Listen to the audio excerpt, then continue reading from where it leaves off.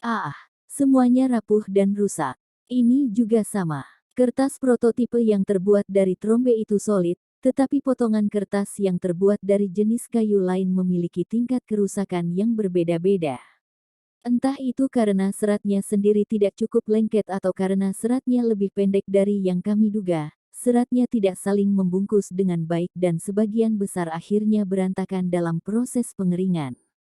Mungkin itu akan baik-baik saja jika kita memasukkan lebih banyak tororo ke dalamnya. Aku penasaran. Kita hanya harus terus bereksperimen. Untuk berikutnya, kami memasukkan banyak tororo dan mencari kertas yang lebih tebal agar tidak mudah pecah. Bagaimana dengan ini? Harus menunggu sampai kering, tapi ada harapan. Kertas tebal dengan tororo ekstra sangat keras sehingga pecah ketika kami mencoba mengupasnya di atas papan. Kami hanya bisa menonton, tercengang, saat kertas itu hancur di depan mata kami. Itu tidak bagus. Itu rusak, bukan robek, jadi sedari awal tidak bisa disebut kertas. Mungkin rasio serat dan tororo serta airnya kurang, atau mungkin kayunya sendiri kurang baik untuk dibuat kertas. Sulit untuk memastikannya. Aku telah membaca di sebuah buku bahwa pada dasarnya kau dapat membuat sesuatu seperti kertas dari tanaman apapun, mustahil untuk bisa memastikan seberapa banyak pengetahuan bumiku diterapkan di dunia ini. Kegagalan kami saat ini hanya membuatku ingin berteriak, tapi kenapa? Sayang kita tidak bisa menumbuhkan trombe. Jangan pikirkan itu. Mungkin itu akan berhasil jika kita memiliki biji trombe. Aku pikir tidak akan sulit untuk menanam trombe jika kami dapat mencari tahu tipe buah merah yang aku petik, tetapi Lutz hanya menggelengkan kepala. Jangan cari itu. Kau ingin menghancurkan hutan. Jika kita memiliki benih itu, kita bisa menebangnya begitu mulai tumbuh seperti sebelumnya. Trombe jadi petaka karena kita tidak tahu kapan atau di mana mereka akan muncul, tetapi jika kita dapat menemukan benih dan kemudian memiliki sekelompok orang yang siap, itu tidak akan terlalu sulit untuk ditangani. Namun, Lutz hanya menggosok pelipis dan menutupku lebih keras.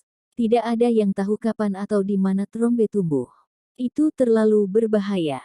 Oh, baiklah. Aku tidak dapat menyangkal kemungkinan bahwa trombe tumbuh secara kebetulan di dekat tempat aku melempar buah. Lutz sangat marah sehingga aku menyerah pada pohon berlipat ganda yang misterius itu. Segera cari tahu bagaimana semua ini akan berhasil. Aku mencoba yang terbaik, kau tahu. Main hampir tidak memiliki kenangan yang berarti karena terjebak di rumah sejak lahir, sedangkan aku memiliki banyak kenangan yang solid dari hari-hari Urano Motosuku. Mau tak mau aku lebih mengandalkannya daripada main. Tetapi akhir-akhir ini, setelah aku memberitahu dia bahwa aku juga memiliki ingatan kehidupan masa lalu, Lutz mulai mengoreksiku saat dia melihat aku tidak memahami sesuatu tentang dunia ini. Pada dasarnya, trombe itu berbahaya. Itu menyedot energi dari tanah di sekitar mereka ketika mereka bertunas, dan untuk sementara, tidak ada yang akan tumbuh di tempat mereka sebelumnya. Menumbuhkannya tidak akan pernah membuahkan hasil. Jadi sangat berbahaya. Sepertinya itu tidak terjadi dengan yang kita lihat. Makanya sudah ku bilang aneh. Apakah kamu tidak mendengarnya? Aku hanya tidak tahu apa itu trombe. Kau perlu tahu hal-hal normal untuk mengetahui sesuatu yang aneh.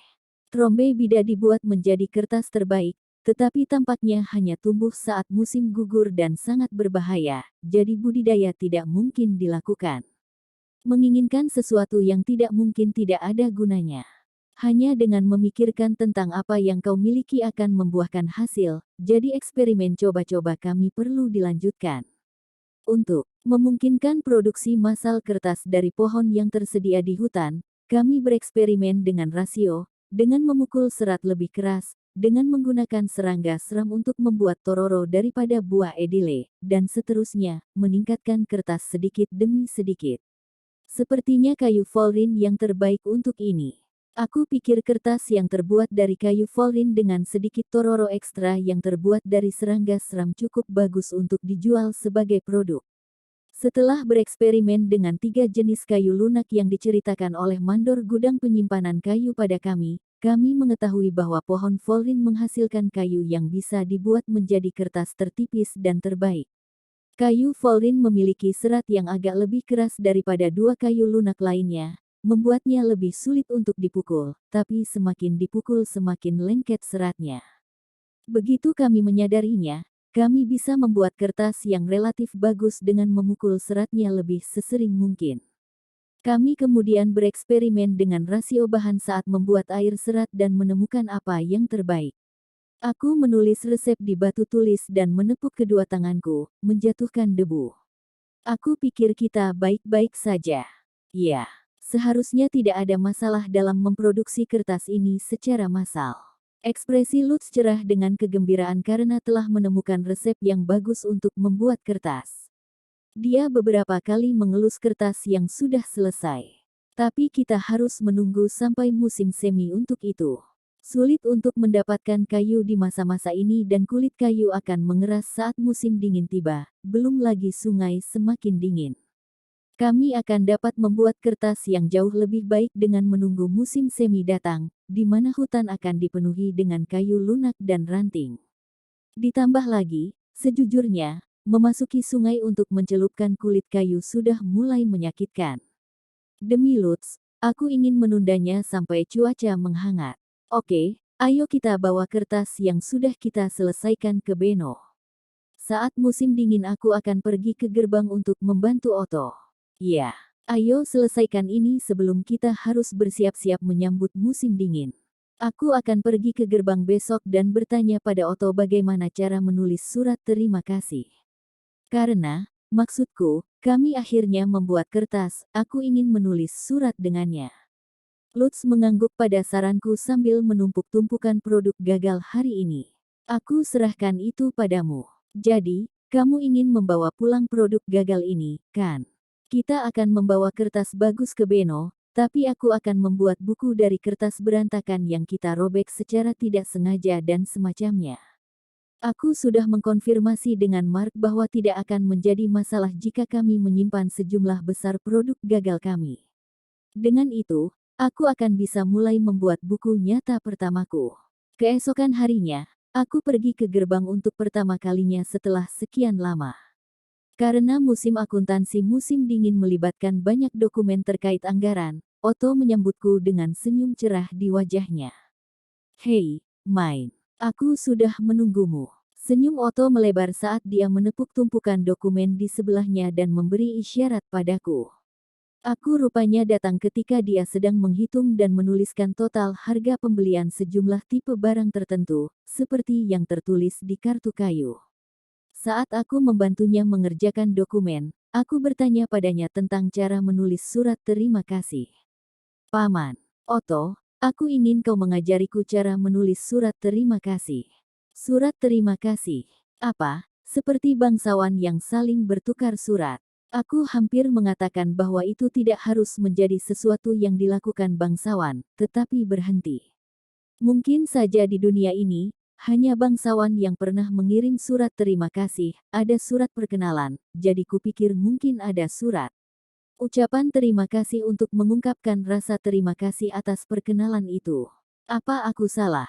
Aku tahu bahwa para bangsawan saling bertukar surat terima kasih, tapi aku tidak tahu ada pedagang yang akan mengganggu mereka. Akan sia-sia menggunakan kertas untuk sesuatu yang bukan kontrak. Itu masuk akal. Kertas sangat mahal dan bukan sesuatu yang bisa dipakai dengan sembrono. Kalau begitu, bagaimana aku harus mengucapkan terima kasih? Bagi pedagang, normalnya kau mengambil sesuatu yang kau jual yang diinginkan orang tersebut dan memberikannya kepada mereka secara gratis. Entah pelayan memberikan hadiah atau pedagang itu sendiri, intinya adalah memberi hadiah nyata, bukan surat. Aku berasumsi bahwa budaya dengan surat pengantar akan memiliki surat terima kasih juga dan berencana untuk menulisnya di atas kertas yang sudah kubuat dengan bantuan Beno, tapi pada kenyataannya, memberikan hadiah sebagai ucapan terima kasih dan bukan surat adalah hal yang normal. Aku tidak menduganya. Paman Otto, menurutmu apa yang harus kuberikan kepada Tuan Beno? Aku tidak bisa memikirkan sesuatu yang kami miliki yang akan membuatnya senang jika memilikinya. Aku tidak bisa membayangkan satu pun dari hartaku akan menjadi sesuatu yang Beno inginkan. Dia terasa seperti tipe orang yang memiliki segalanya. Otto mengangkat bahu dan memberiku beberapa saran. Apakah kertas yang kalian berdua buat tidak cukup? Itulah satu-satunya produk yang kalian berdua miliki, dan jika itu memiliki nilai jual, maka Beno akan mendapatkan laba atas investasinya. Menurutku itu akan bagus. Jika kau benar-benar ingin memberikan sesuatu yang ekstra, bagaimana dengan informasi tentang beberapa tipe produk baru untuk dijual, atau semacamnya? Baik, terima kasih banyak, Paman Otto. Pilihanku adalah menaikkan nilai guna kertas, atau memberinya informasi tentang produk baru. Aku pikir aku bisa membuatnya berhasil. Keesokan harinya, aku menyarankan kepada Lutz agar kami membuat kertas khusus untuk mewakili rasa terima kasih kami. Otto bilang padaku bahwa pedagang tidak bertukar surat terima kasih, mereka memberikan hadiah berupa produk yang diinginkan orang tersebut. Jadi kupikir kita harus menggunakan kayu trombe untuk membuat kertas khusus untuknya. Kita masih punya kulit trombe putih, kan? Ya, kertas yang bagus akan menjadi hadiah yang bagus untuknya. Tunggu, apa yang kamu dapatkan? Lutz menatap tanaman merah di tanganku. Aku menemukannya tumbuh di dekat sumur kemarin dan meremasnya sampai rata dan kering seperti bunga yang ditekan. Untuk apa Allegra itu? Tentu saja, aku akan menggunakannya untuk membuat kertas itu istimewa. Allegra adalah nama tanaman yang tampak seperti semanggi merah. Ideku adalah meletakkan Allegra di kertas yang dikeringkan, sama seperti seseorang akan menaruh bunga di air yang lembek saat membuat wasi. Pertama-tama aku ingin membuat kartu ucapan dengan tanda garis berjajar di sepanjang sisinya. Kemudian aku ingin membuat selembar kertas lagi dengan daun yang dihilangkan dari batangnya ditata menjadi bentuk hati di tengah seperti yang terlihat dalam chiyogami, sejenis kertas hias Jepang. Setelah kami menyelesaikan kartu ucapan, Lutz dan aku menulis, kami menyelesaikan kertas ini berkat dukungan Anda, Tuan Beno. Terima kasih banyak, di atasnya dan menandatangani nama kami. Kertas ini terlihat sangat cantik. Allegra yang bercampur membuatnya terlihat seperti gambar yang digambar di atas kertas, bukan? Cantik sekali. Ya, bagaimana dengan kertas ini? Aku akan membuat origami darinya. Akan membuat apa? Setelah memotong kertas ala chiyogami menjadi persegi dengan pisau, aku melipatnya menjadi bangau harapan. Aku ingat dari kenangan Uranoku bahwa orang-orang negara asing paling menyukai senjata rahasia. Tetapi orang-orang di dunia ini mungkin tidak akan mengenalinya, dan sesuatu yang rumit seperti bunga besar akan membuang-buang kertas. Bangau, di sisi lain, tampak elegan dan dapat dengan mudah dibuat dari selembar kertas. Aku membuat bagian belakang menyebar seperti ekor burung merak, jadi terlihat lebih bagus dari bangau biasa. Begitu, bagaimana menurutmu? Terlihat cukup bagus jika kau bertanya padaku. Otto juga menyebutkan bahwa kita bisa memberinya informasi tentang sesuatu tentang pembuatan produk baru yang bagus. Itu bagianmu, main. Lutz dengan santai melempar bola ke lapanganku. Aku memikirkan beberapa produk, tetapi aku ingin mendengar pendapat Lutz tentang apakah mereka akan menjual atau tidak. Beno sepertinya tertarik dengan hairstickku saat pertama kali kita bertemu dengannya. Jadi aku berpikir mungkin aku bisa memberitahunya lebih banyak tentang itu, tapi bukankah itu hanya tongkat kayu? Aku menunjuk ke kepalaku dan Lutz mengangguk. Ya, itu hanya tongkat. Apakah menurutmu itu akan laku? Itu mudah dibuat di rumah, jadi aku tidak tahu apakah ada yang mau repot-repot membelinya. Aku sudah kira, tidak biasa atau tidak, itu tidak akan laku, dan Lutz memiliki pemikiran yang sama. Jika kau ingin menjual hairstick, bagaimana dengan jenis yang lain? Sesuatu yang kau buat untuk Tuuli saat pembaptisannya. Lutz, kamu jenius. Semua orang sangat menyukai hiasan rambut itu. Aku mungkin ingin membuatnya untuk kerajinan tangan musim dingin tahun ini. Dengan itu, aku punya hadiah untuk diberikan pada Beno. Yang tersisa hanyalah mengatur pertemuan ketika dia punya waktu. Hei, Lutz, apa kau bisa meminta Mark menjadwalkan pertemuan dengan Beno ketika pergi untuk mengembalikan kunci? Ya, tentu. Pada hari Mark menjadwalkan pertemuan kami, Lutz dan aku pergi ke toko dengan membawa kertas yang kami buat bersama-sama. Sebagai produk lengkap jadi, Kami memiliki kertas trombe dan kertas Volrin, dengan masing-masing 3 versi dengan tingkat ketebalan yang berbeda-beda, yang menghasilkan total 6 jenis kertas. Selain itu kami memiliki kartu ucapan Allegra dan kertas origami. Dan akhirnya, aku memiliki jepit rambut tuli di tas jinjingku untuk digunakan sebagai titik awal untuk rencana bisnis potensial. Selamat pagi, Tuan Beno. Kami menyelesaikan prototipe kertas dan membawanya untuk kau lihat. Itu selesai dengan sangat baik berkat investasi dan bantuanmu. Sial, bagaimana kau ubah kertasnya menjadi begini? Aku tidak tahu apa yang baru saja kau lakukan. Lutz mendorong bangau dengan takut-takut dengan jari-jarinya. Sanjungan darinya membuatku menyadari sesuatu. Tunggu, berapa harga origami keren ini, dari segi material?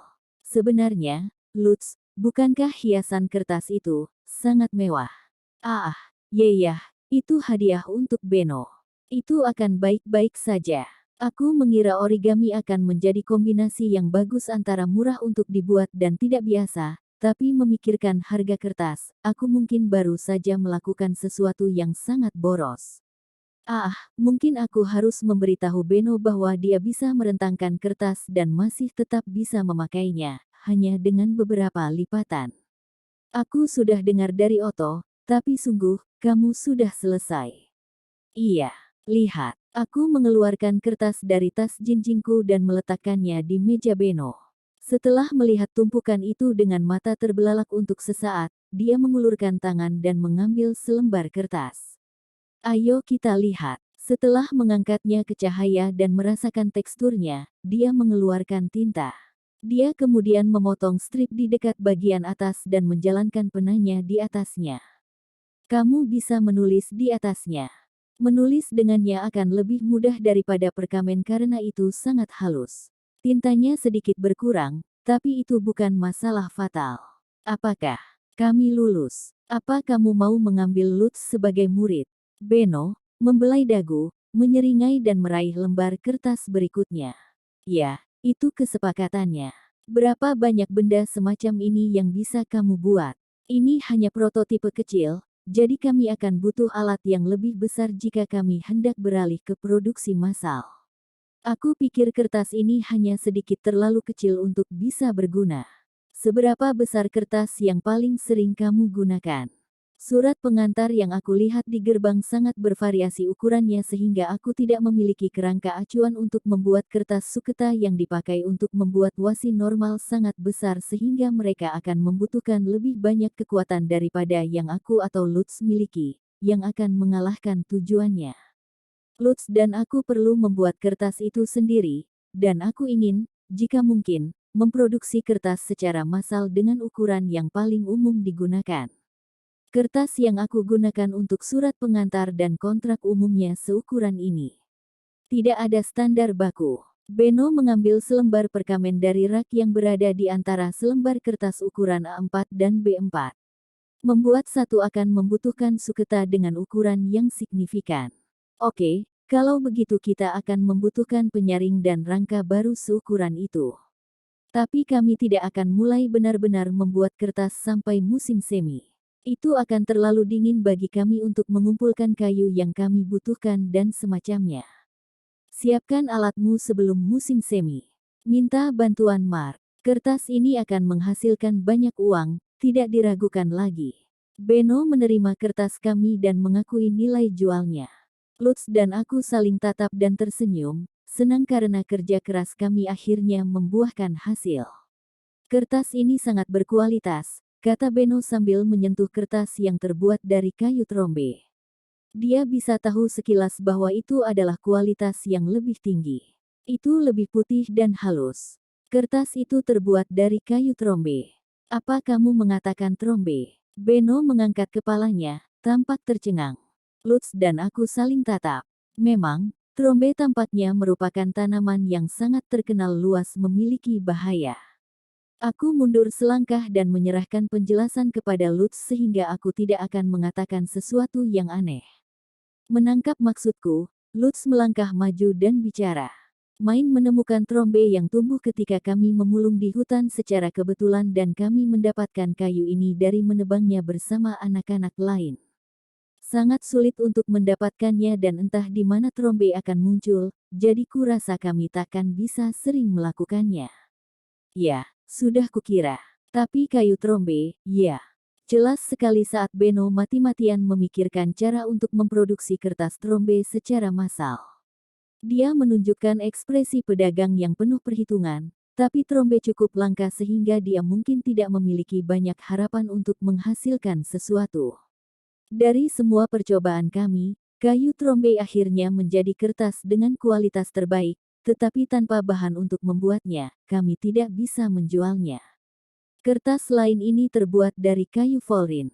Itu jauh lebih mudah didapat, jadi kertas ini lebih cocok untuk dijual luas sebagai produk. Masuk akal. Kayu Volrin pasti bagus untuk digunakan untuk produksi massal.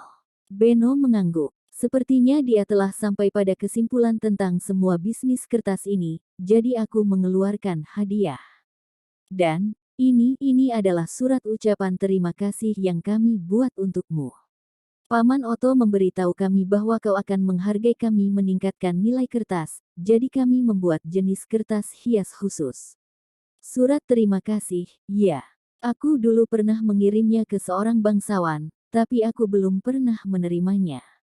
Rasanya seperti kedudukan sosialku baru saja naik. Beno, menyeringai dan tampak senang, membuka kartu ucapan. Dia lalu membeku, menatapnya dengan mata sedikit melebar. Kami memasukkan Allegra ke dalam kertas saat membuatnya. Bagaimana, apakah kau suka? Apa? Allegra adalah sejenis gulma biasa, bukan? Tapi, itu terlihat cantik seperti ini, ya. Aku pikir kertas ini akan bagus untuk istri dan anak perempuan bangsawan. Fakta Beno langsung memikirkan demografi pasar saat melihat produk baru menunjukkan betapa handalnya dia sebagai seorang pedagang. Saat dia memperkirakan bahwa kertas itu menarik minat para bangsawan adalah konfirmasi diam-diam bahwa kami memang telah menaikkan nilai jual kertas itu. Dan ini seperti hadiah karena telah berinvestasi pada kami dan membantu kami sampai sejauh ini. Ini adalah hiasan yang terbuat dari kertas. Yang ini, bangau harapan. Oh, ini kertas. Aku mendaratkan burung bangau di mejanya dan Beno mengambilnya, dengan mata berbinar. Dia melihatnya dari berbagai sudut, tapi sungguh, itu hanya hiasan dan tidak lebih. Aku tersadar bahwa aku telah melakukan sesuatu yang sangat sia-sia setelah membuatnya. Itu hanya hiasan. Tetapi jika kau menyebarkannya, kau dapat lagi menggunakannya sebagai kertas. Kertasnya berkerut, tapi tetap dapat dipakai. Apa yang salah dengan hiasan? Ini akan menjadi alat pemasaran yang bagus untuk kertas yang kami jual di sini. Ketika dia meletakkan burung bangau di salah satu raknya, Beno bergumam bahwa dia akan meletakkannya di atas rak kertas, jika operasinya sejauh itu. Tampaknya raknya akan menjadi rumah burung bangau untuk beberapa waktu. Jujur, aku tidak menyangka dia sangat menyukai bangau itu. Aku benar-benar senang bahwa aku telah membuatnya untuknya sebagai hadiah. Aku akan jujur, aku tidak menyangka kau bisa membuat kertas dari kayu. Kualitasnya juga jauh lebih baik daripada yang aku perkirakan. Ini akan menghasilkan produk yang bagus. Kerja bagus. Aku menantikan produksi massal dimulai pada musim semi. Sanjungan tinggi Beno membuat Lutz dan aku sangat senang sehingga kami bergandengan tangan dan melompat kegirangan. Aku memikirkan kembali betapa sulitnya membuat semua ini terwujud dan benar-benar sedikit berlinang air mata. Kita berhasil, main. Itu semua karena kamu bekerja sangat keras, Lutz. Beno menyaksikan kami merayakan dengan senyum masam dan menumpuk kertas itu kembali ke mejanya. Aku akan membeli semua kertas ini. Kau akan dibayar saat keluar, bicara saja dengan Mark. Sungguh, omong-omong, dia menyebutkan bahwa kami akan dibayar dengan apa yang tersisa setelah biaya bahan dan penanganan. Wow, ini uang saku pertama aku. Aku mulai berpikir bagaimana sebaiknya menggunakan sisa kulit kayu putih kami untuk membuat kertas untuk dijual, ketika tiba-tiba aku tersadar. Aku membawa jepit rambut tuli untuk bertanya kepada Beno apakah itu akan menjadi produk yang berharga atau tidak. Juga, ada sesuatu yang ingin ku diskusikan denganmu. Apakah kau pikir ini akan laku? Aku mengeluarkan jepit rambut dan meletakkannya di